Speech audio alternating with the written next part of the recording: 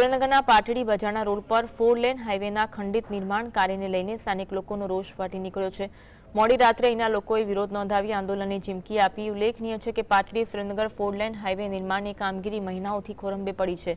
Road પર થયેલી ખોદકામ પછીની અધૂરી સ્થિતિને કારણે રોજબરોજ અકસ્માતો થવાની ઘટનાઓ વધી છે, જેથી સ્થાનિક લોકો ત્રાહિમામ થઈ ગયા છે। આ સમસ્યાથી દુકાનદારોના ધંધા રોજગાર પર પણ માઠી અસર પડી રહી છે। પાણી બધું બંધ છે। હવે આ સ્થિતિ રહી તો અમે આ રોડ પર હવે આંદોલન કશું જઈને અને રોડ બંધ કરી દઈશું, એટલી અમે પરિસ્થિતિ કંટાળી ગયા છીએ અમે।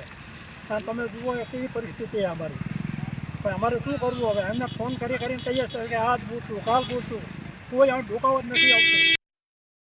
મહિનાથી રોડ ખોદેલ છે, તેના કારણે ધંધા તો અલગ વસ્તુ છે, પણ અહીંયા કોઈ મરી જાય એવી સંભાવના છે। કારણ કે 2 મહિના પહેલાં અહીંયા આગળ પીજીવીસીએલના વાયરો નીચે હતા, એમાં એક ભાઈ કરંટ થઈને મરી ગયેલો છે।